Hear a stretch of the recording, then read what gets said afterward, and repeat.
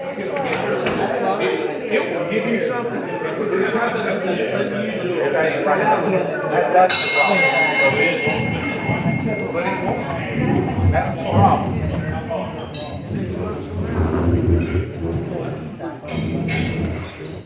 Good afternoon. Good to see everybody here. A lot of friendly faces, new faces, guests, all sorts of fun things. This time we'll welcome you, and I'm going to ask Billy Freeman to come up and say a little prayer. So there's a discussion at our table about AI. I promise you, this prayer didn't come from AI, and I'm going to prove it by not wearing my glasses. I probably should pray first, Lord, help me get through this. Let's pray. Heavenly Father, first of all today, I thank you that Rotary prays, and that we don't just pray, but we do it first. So first and foremost, when we pause, let's give you glory. We confess our shortcomings. Second, Lord, we are humans and we fall short of the mark all the time. We just ask for your forgiveness. We thank you for the blessings we have. We thank you for this club and the good that they do in our community. Lord, and we just ask that you bless this food to nurture our bodies, and that our presence will be known in Thomasville as a good group. In Jesus' name we pray. Amen. Amen. I just noticed we don't have an actual flag out today, so we'll join me in the Pledge of Allegiance. I pledge allegiance to the flag of the United States of America and to the republic for which it stands, one nation, under God, indivisible, with liberty and justice for all.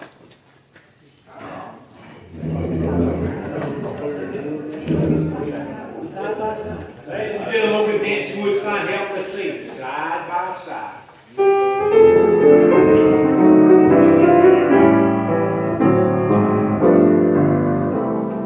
Oh, we ain't got a barrel of money, maybe we're ragged and funny, but we travel along, singing a song, side by side. I don't know something tomorrow, maybe it's trouble and sorrow, but we'll travel alone, sharing our load, side by side. Very good.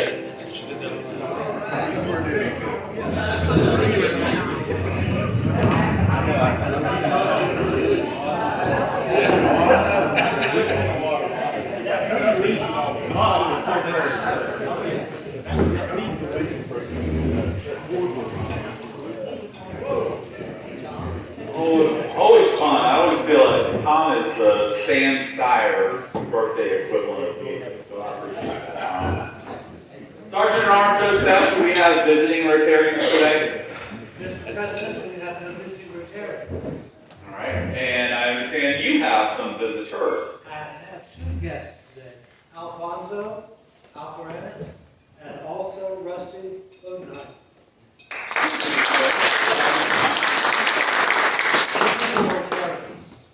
Wonderful, welcome. Other guests? I have, Oh, Judy. I have Donnie Rose. The Donnie Road. Welcome to Good to see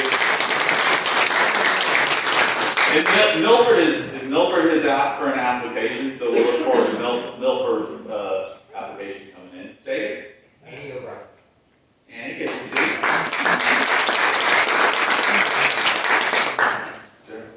I have our president of our college, Jenny Varner.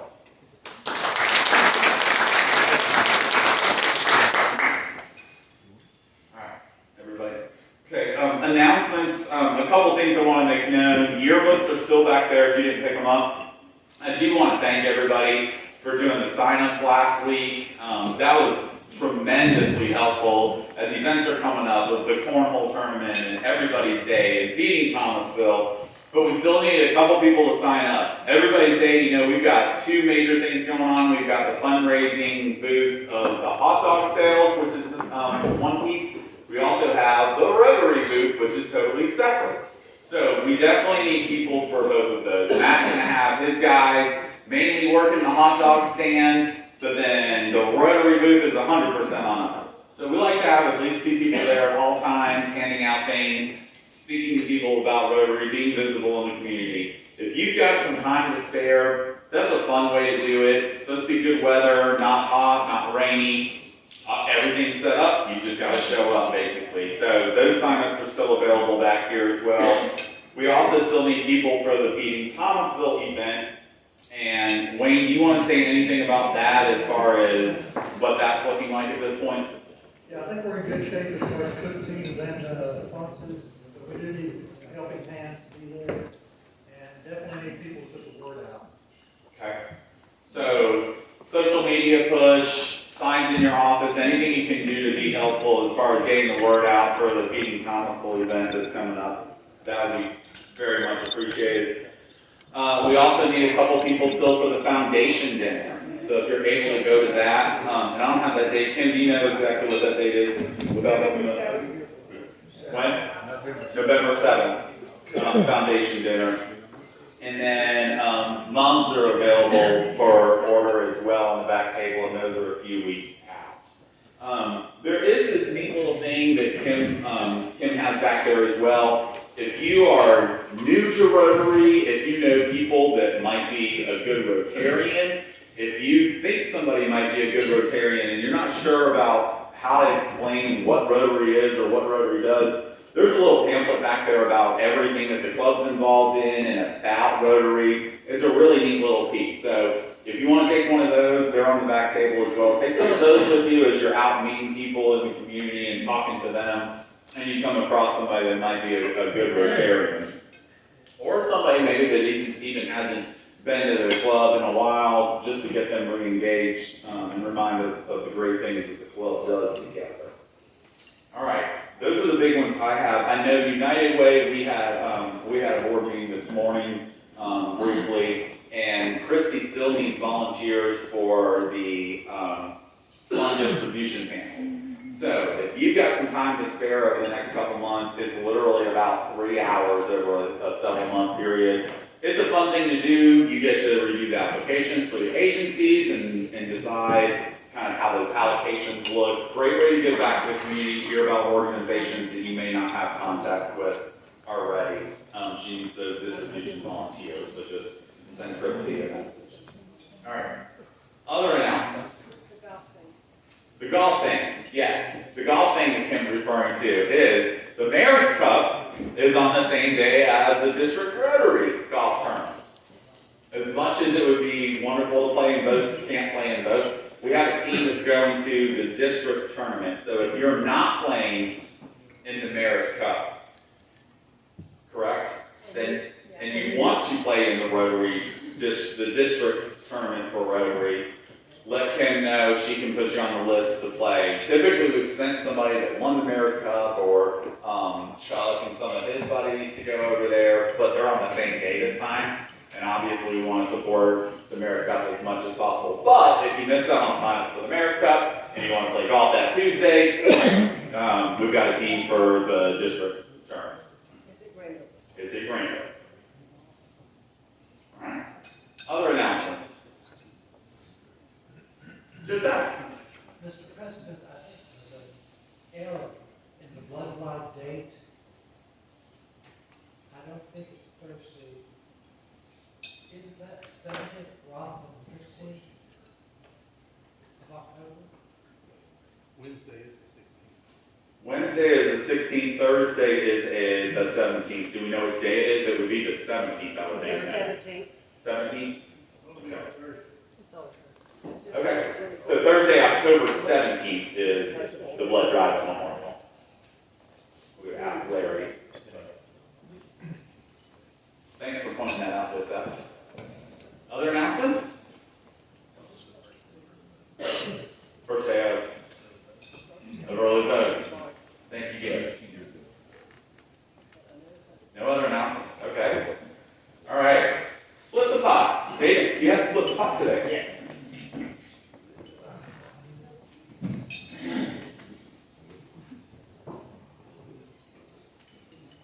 Today we collect $52, and the pot is worth $66.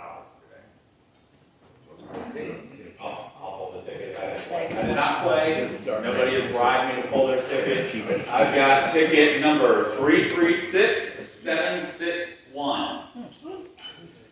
761 is definitely. Okay. Oh, yeah. Just kidding, Tony. Or Kim. I'm Kim today. All right, Kim. All right, Kim, Tony. her lunch, so Tony's the. Hey, I do want to point out that we have the president of the college here today, and her 3 employees are as close to her as they can. Y'all see that? Y'all see that? They're all sitting here. Close supervision.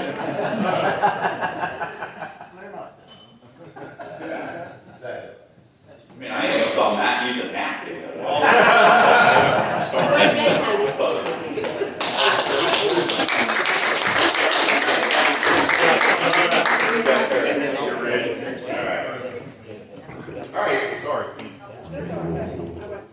right, here we go. Before we get to Jenny, you know that I like to do something fun and different every week. So we've got this week's Would You Rather. All right, so I'll start. Jim Hudson, would you rather be fluent in every language or be able to talk to animals? Talk to animals. All right, Carl, what about you? Talk to animals. Okay. Come on. Makes my job easier. All right, Jared, would you rather have eyes in the back of your head or be able to taste with your fingers? Back ahead. All right, Tommy, what about you? Back ahead. Eyes in the back of the head. Wow, consensus today. All right. Bill. Yes. Would you rather have to always wear mittens on your feet or socks on your hands?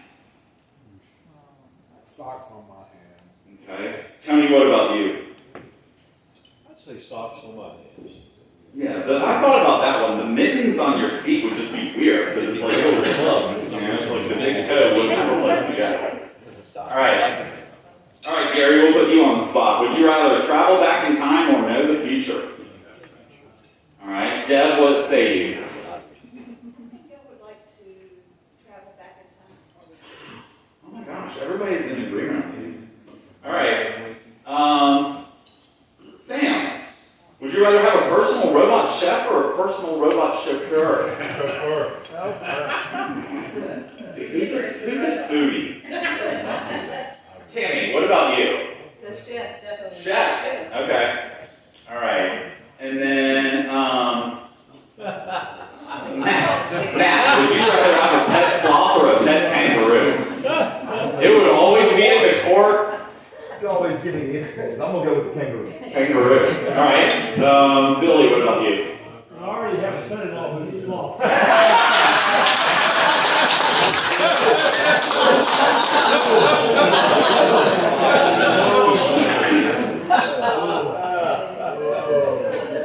Kangaroo it is, right? You gotta eat them now. You gotta be careful who I call. Nobody knows my son-in-law. All right. No, you'll be watching on YouTube.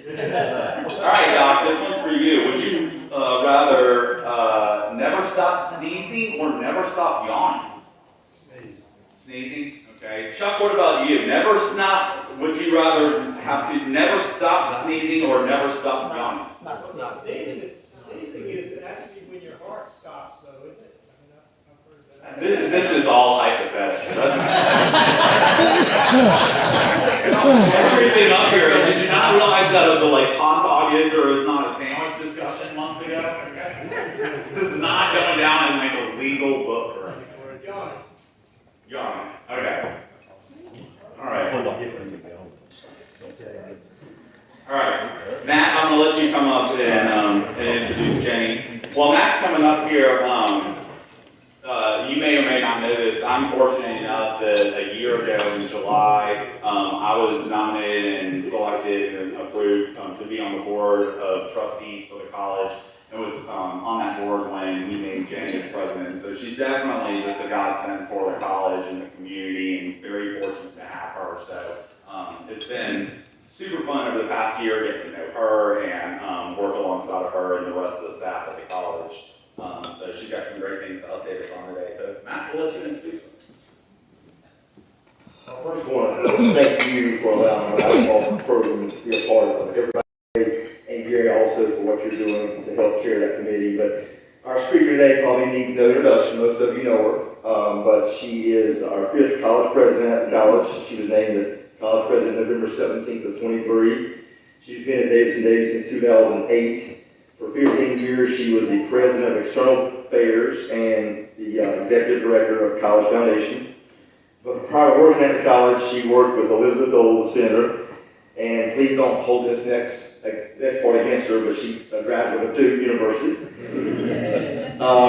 And she's married to Brand. They have 2 wonderful boys, Andy and Jay.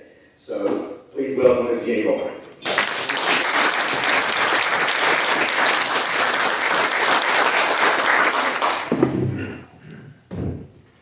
Thanks, Matt and David. And you know, Tony was right when he pointed out, you know, these 3 guys sitting in my lap over here. But if you've heard David snap, you know, David's actually one of my bosses serving on the board of trustees, and I came right over here and sat at this table first. So we were all pretty cozy there.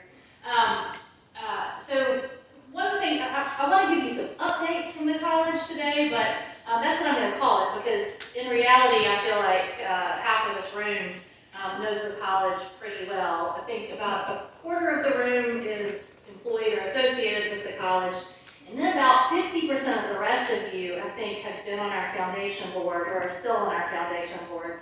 So I feel like this is a room that really has known the college well over the years, and it's not like I need to start from scratch. So it's great to be with all of you, and so many of you who have been supporters of the college over the years. Now, for those of you who may not know much about the college, I'll just give you the briefest overview in that last year we celebrated our 60th anniversary. So that's how long we have been around, serving first Davidson County, and intentionally located right there between Lexington and Thomasville. That was intentional 60 years ago when they said, where can we put a college in our county to reach the most people? But then we started to serve Davie County almost from the beginning. I mean, there were classes in the 60s and 70s in Davie County, and then by the 80s, we had official arrangements to serve Davie County, and then by the 1990s, we had our first building in Davie County. Now, it was not until 2021, so just a couple years ago, that we officially updated our name to become Davidson-Davie Community College. And a lot of times people say, well, when did you start serving Davie County? Well, that's not the part that changed. That's been there all along, but now our name just better reflects. So, I wanted to update you on enrollment this fall, because sometimes as much as we know the college, we don't really understand the scope of who the college is serving. So with our curriculum enrollment right now, and curriculum is people who are in degree-seeking programs, it's 4,215 students head count, which represents an almost 7% increase over fall of last year.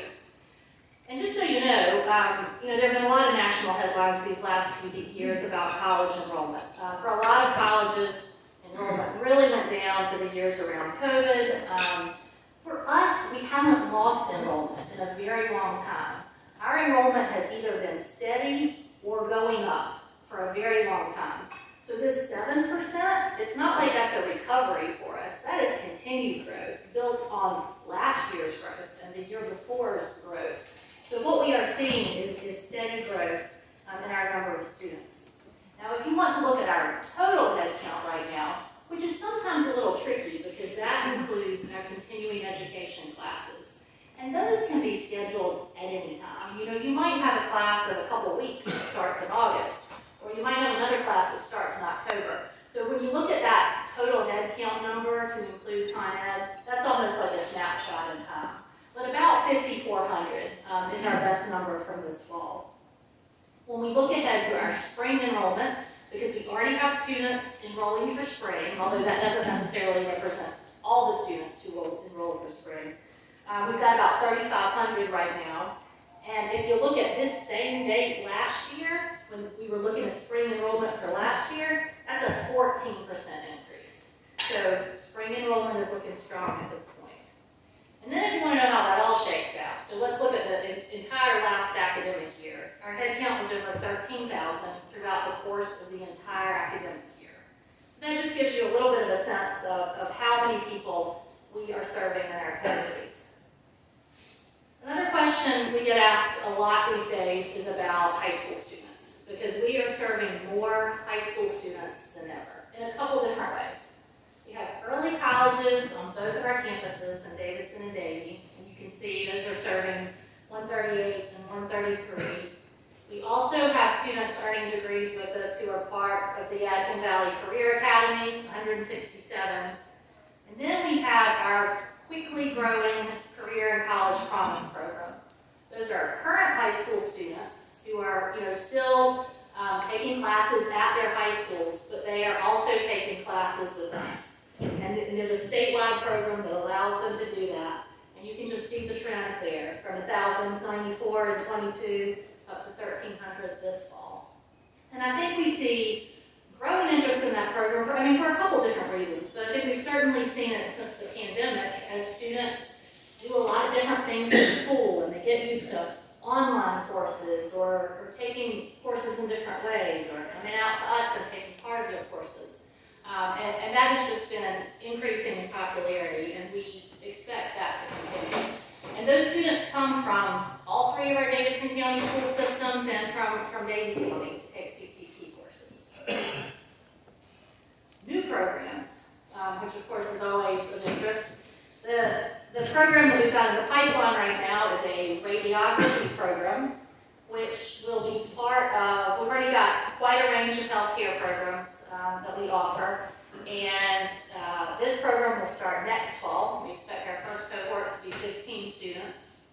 Now we have, if you saw it in the headlines over the last couple of years, we launched a healthcare apprenticeship program.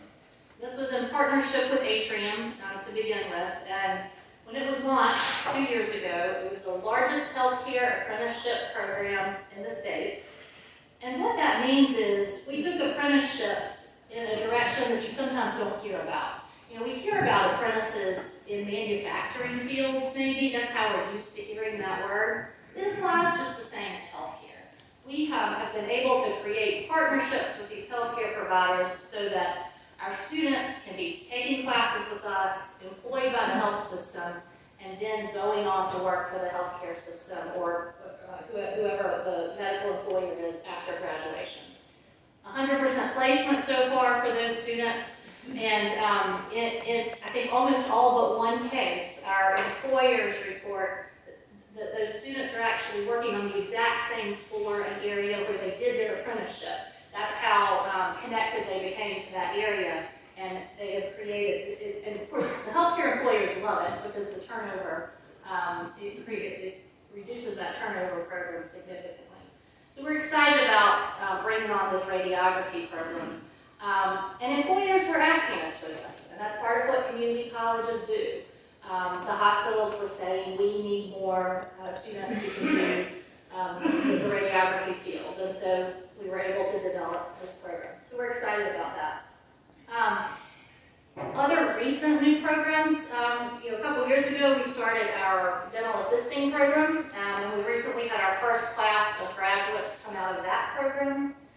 Sustainable agriculture is another new program. If you haven't been near campus lately, just a little further down Old Greensboro Road, you'll see we have a greenhouse and other parts. It's very recognizable as our sustainable agriculture piece of land, just beyond our main entrance on Old Greensboro Road. And we're really excited about that program. And then we are constantly also working with our high schools to figure out, with our different dual enrollment programs, what classes might we go teach at a high school on site? What classes might students come and do in person? Just what are the needs there, and what can we do to meet what students are looking for? Now, these new programs joined about 40 other programs that we have, so really over 40 programs of study. So that these are just additions to that. Another new thing on the horizon, and I'm kind of giving you a little bit of a sneak peek here, although there was a press release yesterday, but we are launching what we call Davidson Davie Online. Now you might say, well, what's new about that? Online courses aren't new, and of course they're not. And in fact, we estimate that probably all of our curriculum students at some point in their careers with us, they probably take an online course. So no, it's not new, but what we are creating is a new experience for students who want to be online. Not just the ability to take an online course, but the dedicated website, the dedicated staff, the dedicated advice and assistance, just the support structures that you might need, especially if you're not a student who ever comes to campus in person. You don't have access to the same things that in-person students have. So with Davidson Davy Online, which we'll hear more about, we expect to serve another new wave of students who are really going to be part of the future of education. So we're excited about that. If you drive down the highway, usually I'm asked, 3 or 4 times a day by people in the community for an update on road construction. So I thought I'd get ahead of that today and give you a little update. So, this is the view from Lexington looking north, and then I'll also just give you another view from the current campus looking across the highway to our undeveloped Link campus. The first thing you might want to know is when's the road construction over, and it should be completely finished in the spring.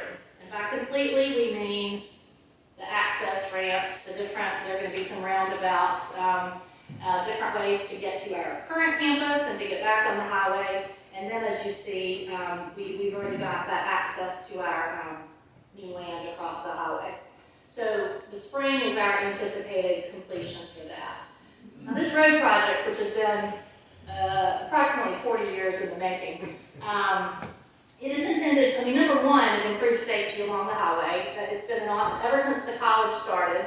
It's how do you handle traffic and people, with people coming to that location. So this will make safety improvements for people, but also, as most of you have heard me say before, it gives us access to some of this new land we have around the campus for future growth. Now, what is that future growth? So a couple things are in the works right now, not directly related to this parcel of land that we call the Link campus. But you may know that we also own land across Old Greensboro Road from the college, back behind what was the Subway restaurant. We have about 167 acres there. And we are about, we're on the road to beginning construction of a new facility there. It will be an emergency response and training center that we've been able to fund largely with some federal COVID relief dollars. They wanted colleges and other organizations to find ways to beef up their emergency response and public health efforts. So that facility, when you see it in a few years, will serve our law enforcement, fire, and public health needs. So that is in the works now. We also are working in Davie County on a health sciences facility that has been long needed and a long time in the making. We had originally begun a plan to renovate the old Davie County Hospital in partnership with the county. That didn't end up being feasible in the long run just because of some of the costs and needs there. So we are now on the road to building a new health sciences center on the campus of Davie Medical Center, which will be a great partnership for our students and for the medical center, since there can be a lot of cross-training there. So those are two buildings that you will see first. And then the Link campus. So what are we going to put there? Well, I can't tell you that there have been a lot of visions over the years. Some of you may have heard those things over the years as we talk about what could be over there. There is not a fully funded project to be over there yet, so I can't tell you exactly when anything's breaking ground. But you may remember we have talked about student housing, explored a couple of possibilities for that, and are still looking at whether or not some housing might be possible to kind of fill this void here between Lexington and Thomasville. For students or perhaps open to the wider community, we have often talked about some possible K-12 partnerships as we work so closely with our high schools and with career technical education, workforce development, what are the synergies there. And then there are lots of other things that we've talked about over the years, probably not core academic buildings, because we have most of those on our current campus. But the Nature Science Center that would allow our zoo and aquarium program to expand, that sort of thing. So just keep waiting, and we'll update you when we know what those programs are. And if any of you are really wanting your name on a building, you're always welcome to see me.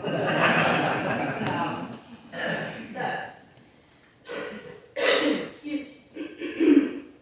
What questions can I answer? So these are the new things. These are the things that a lot of people may not necessarily know about right now, but I can answer questions about these or about other things. And I wasn't too nervous about what your questions might be because there are so many college employees right here that I'll just bounce questions to them if I can't answer them.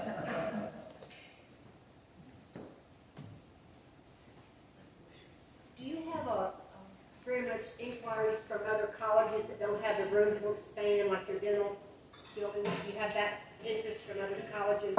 Who want to partner with us, or who need to send students to us, or? Would a partner like the dental building? I can't remember what college that is. Oh, that's easy. You're talking about, Yeah. that was separate. So I think that's a fairly unique scenario there. I mean, when East Carolina started their dental program, they were looking for places around the state to build their clinics. And we were the first community college that they approached to build one of those clinics.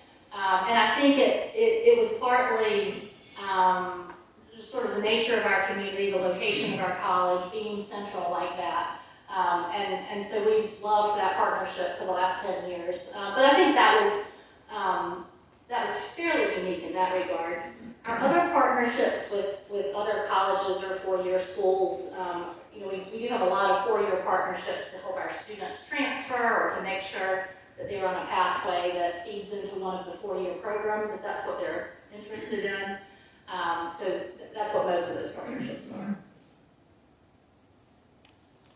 I know that when you hear news about higher education and in particular community colleges across this country, that many times you hear about them struggling with enrollment or finances. And I'm very proud to say I don't see a lot of that at Davidson-Davie Community College.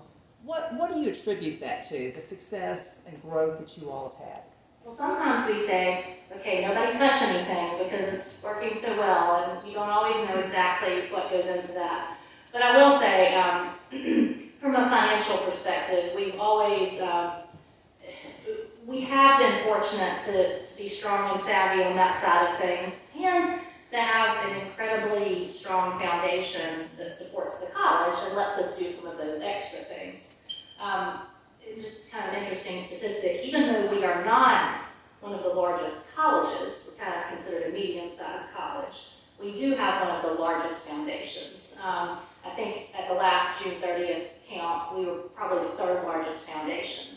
So, which is a testament to how much the community has supported us over these 60 years. So I think the strength of the foundation has contributed to that. But again, I think we've always also just hired the right people to keep us in that fiscal position we need to be in. And I can remember from the time I first came to the college, I was taught that, in September, well, this fiscal year is basically over. We are planning for next year and the next year, and we are anticipating what the state budget might look like. We're looking at enrollment trends. We're making sure that we're not over-hiring so that we then have to go do a mass layoff. We're looking to see if our enrollment matches our staffing and whether or not we need to make adjustments there. So we've been lucky with the right people on that side of things. And then when it comes to enrollment, again, like how do you explain the last couple of years, even during the pandemic? And I think there are a couple of things that have kept our enrollment trending upward. And I don't know what's the main thing, but some of the things contributing to it are we now do year-round registration. That means when a student comes in to register for the fall, we also try to get them registered for the spring too. It helps keep the student with us, so it's not as easy to just not come back after Christmas. It helps them see what their path is like, and hopefully move more efficiently toward their degree. So some things like that. We know our high school numbers have been going up. we think we do pretty good marketing too. We think we're pretty savvy about reaching out to our various audiences and recognizing that not everybody's coming to college for the same thing or from the same background. So how do we target adult learners versus high school students versus the people who want to be online learners? So these are all things that we think contribute, as well as the fact that really for about 10 or 15 years now, we've been very focused on student success as our model. Like, what does it take beyond just the classroom for our students to be successful? So we got a lot of that academic and social support that is hopefully, well, we know it's helping us retain students. Yeah, I think something needs to be said about the scholarships, because I know that with the two that I've started, it's really important to get notes from people who are maybe one family and they're off to college, and we do give them an opportunity to buy it in scholarships. Absolutely. I mean, one of the reasons that our foundation is one of the biggest in the state is that we have over 200 scholarship funds, and that's a ton. I mean, and every one of those 200 represents an individual or a family or sometimes a business or a club who wanted to help a student with a scholarship. And I think that has been one of our trademarks for a long time. And I think you're right, Joe, that that's a real key, and it's something that has helped thousands of students go to school over the years.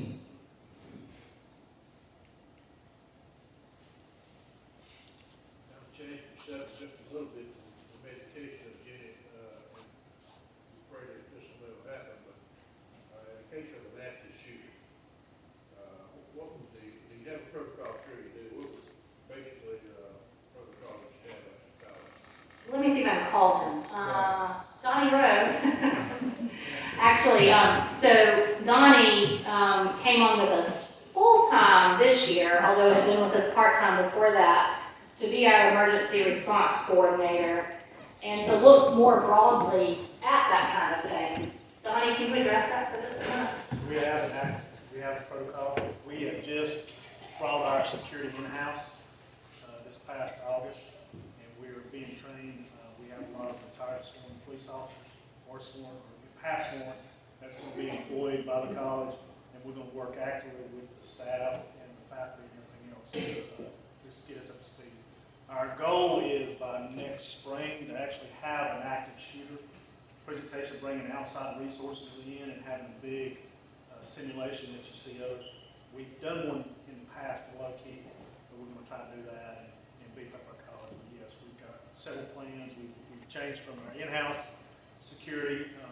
We're bringing armed security. I don't think if you noticed that I'm carrying, but we will be armed. We'll have some sworn officers or retired sworn officers that will be armed and trained for the college, and we have unarmed, both at Davie and Davis. So we've got a lot of things in the works.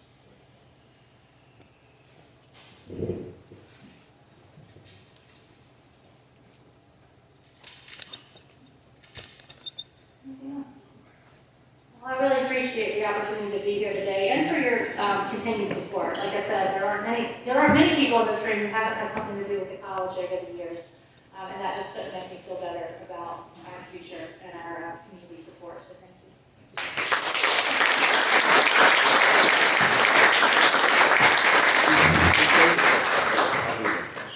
Still stand and join me for the four-way test. So while you're doing that, Jenny and I think 6 other trustees were in Asheville for a leadership summit for community college trustees this past week. And we have 2 new trustees on the board this year, and one more was there with us and came up and we had met briefly, and I was like, I know this guy from somewhere. Came up to me and he said, I know where I know you from. I came to the Thomasville Rotary Club's 100th anniversary celebration, and you were the president then. And his name was Joe Carroll. If you remember Joe, Joe is now on the board of trustees with us. And so we were talking about people in the club and how well the club's doing. So if you know Joe, he said to tell you all hello. He's doing well, obviously. It was good to catch up and meet him. So thinking about that and the impact that we'll have of people we come across and the people that Jenny and her staff come across and the young adults and just the impact that we have, the ability to lead and get and maintain throughout the relationships that we serve. Whenever we come in contact with those individuals and we have conversations or interactions, let's ask ourselves these things. First, Is it the truth? Is it fair to all concerned? Will it build goodwill and better friendships? Will it be beneficial to all concerned?